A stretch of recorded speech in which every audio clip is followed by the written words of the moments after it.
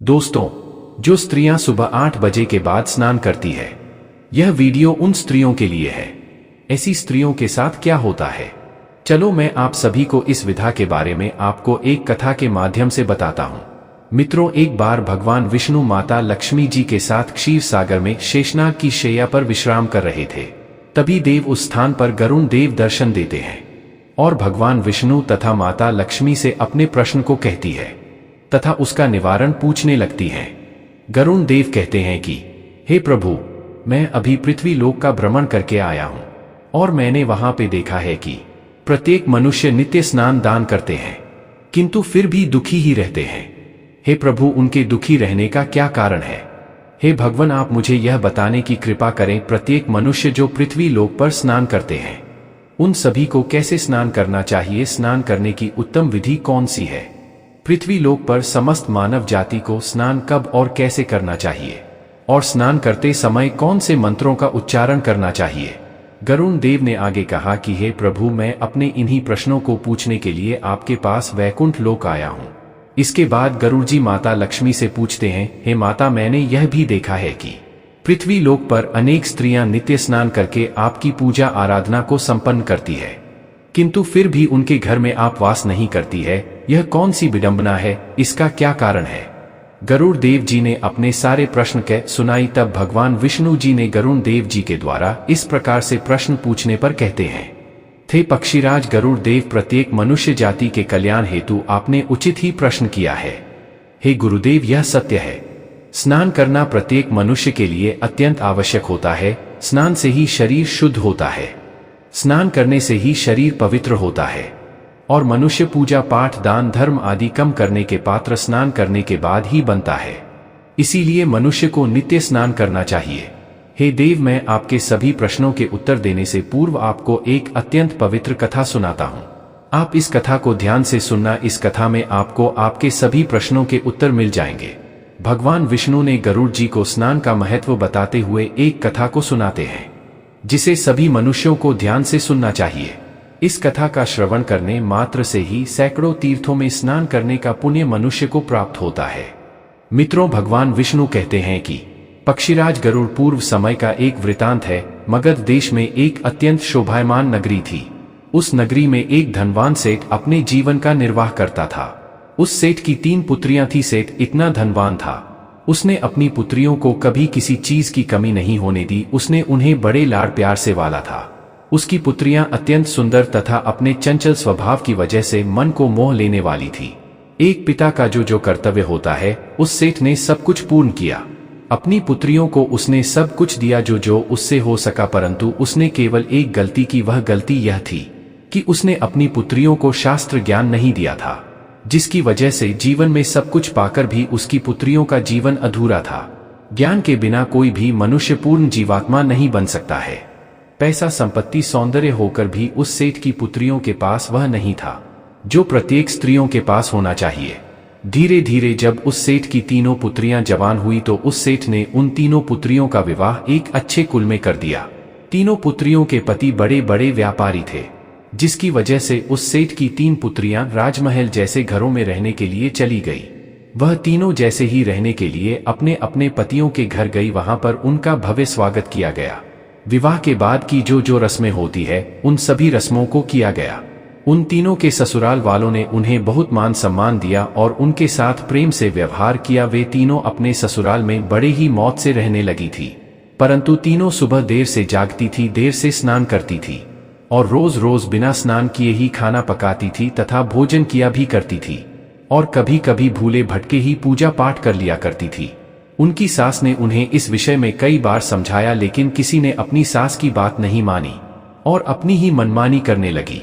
अब जैसे जैसे समय अपनी गति के साथ बीतता गया, उन तीनों पुत्रियों के ससुराल में परेशानियां अपना विकराल रूप लेने लगी। तीनों के पतियों को व्यापार में आर्थिक नुकसान होने लगा और धीरे धीरे उन सभी के पतियों ने जो संपत्ति बनाई थी, वह सब कुछ व्यापार में घाटा होने के कारण डूबने लगा। उन तीनों के पति अब दूसरों से कर्ज लेकर वे अपने व्यापार को चलाने लगे, परंतु फिर भी उन्हें अपने हर एक व्यवसाय में घाटे का ही सामना करना पड़ा, जिसकी वजह से उनके घर में क्लेश उत्पन्न होने लगा। उन तीनों की उनके पतियों के साथ बार बार लड़ाई झगड़े होने लगे थे परंतु पहले ऐसा नहीं था। जब से यह तीनों अपने पतियों के घरों में रहने के लिए गई थी, तभी से उनके घर में संकट के बादल आने शुरू हो गए थे। आया उन तीनों बहनों के ससुराल में पैसे की इतनी कमी हुई कि उन्हें अपनी सारी संपत्ति, घर बार सब कुछ बेचना पड़ा और वे सभी झोपड़ी को बनाकर उस झापरी में जाकर रहने लगे। लेकिन वे तीनों बहनें झोपड़ी में रहना पसंद नहीं करती थी, इसीलिए वह सभी अपने ससुराल तथा अपने पतियों को छोड़कर मायके में रहने के लिए वापस आ गई और अपने पिता के साथ रहने लगी। परंतु अपने घर पर आकर भी उन तीनों की आदत में कोई बदलाव नहीं आया और घर पर आकर भी वह तीनों बहनें बड़े ही मौज के साथ रहने लगी।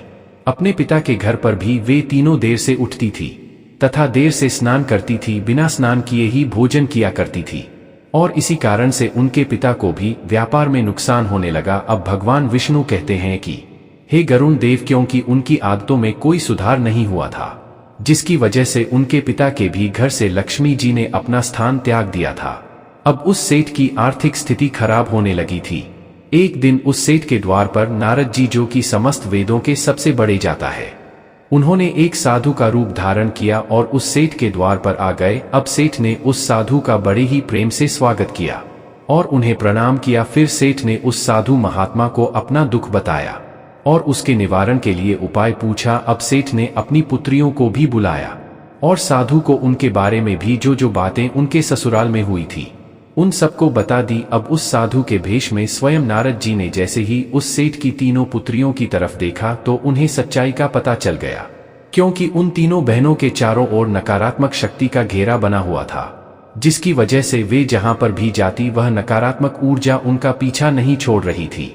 अब साधु ने उस सेठ से कहा, सुनो, तुम्हारी तीनों बेटियों की आदतों के कारण उनके चारों ओर नकारात्मक ऊर्जा का घेरा एक बहुत ही मजबूत घेरा बना हुआ है। इसी कारण से यह जहां पर भी जा रही है वहां पर केवल दुख और संकट आ रहे हैं। तुम्हारी तीनों पुत्रियां अत्यंत आलसी और कामचोर है, निद्रा को त्यागने के लिए तैयार नहीं है।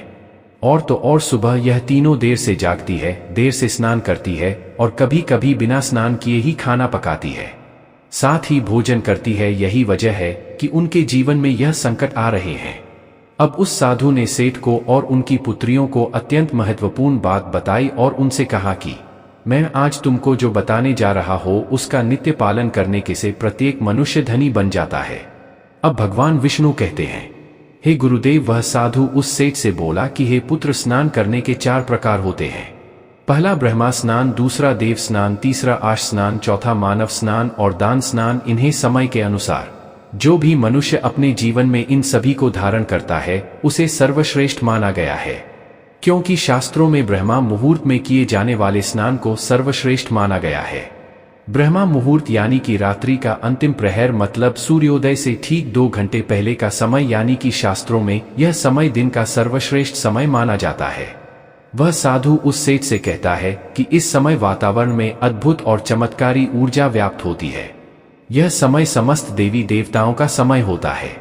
देवताओं का स्मरण करते हुए ब्रह्मा मुहूर्त में किए जाने वाले ब्रह्मा स्नान को सर्वश्रेष्ठ स्नान माना गया है, क्योंकि इस समय स्नान करने के तुरंत बाद सूर्य देवता को जल देने से जीवन में सुख, समृद्धि और शांति आती है।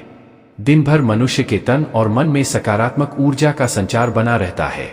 ब्रह्मा स्नान करने के बाद मनुष्य रोग तथा बीमारियों से दूर रहता है। ब्रह्मा मुहूर्त में स्नान करने वाले मनुष्य का शरीर निरोगी और स्वस्थ रहता है।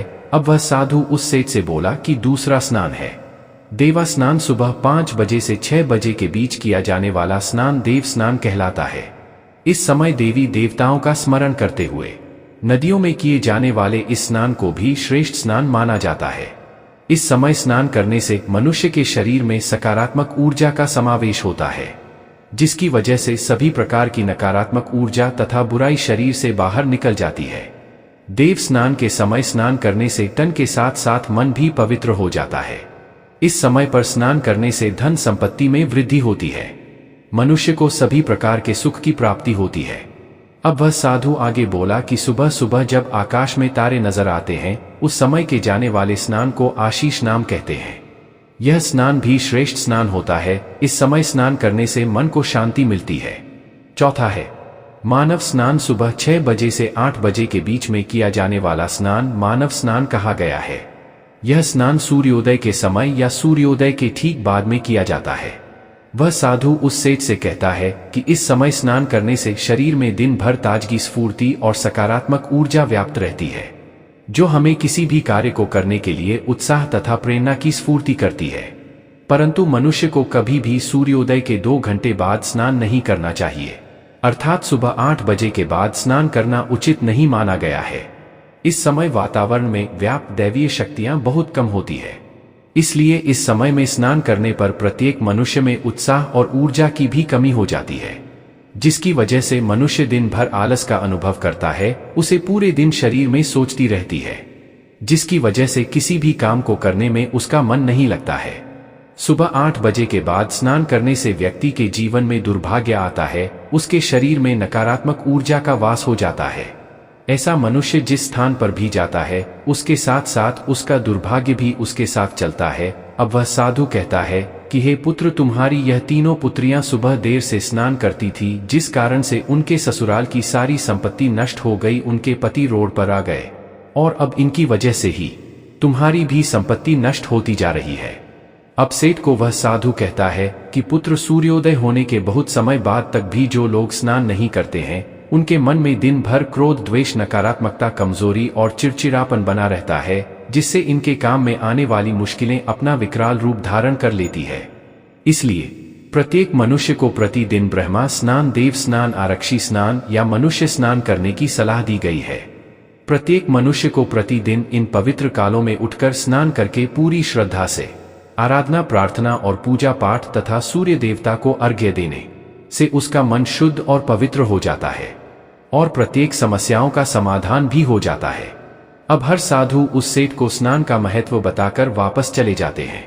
फिर सेठ की तीनों पुत्रियों को अपनी गलती समझ में आ गई। वे तीनों अपने अपने ससुराल में रहने के लिए चली गई और उस साधु द्वारा बताए गए स्नान के सभी नियमों का पालन करने लगी।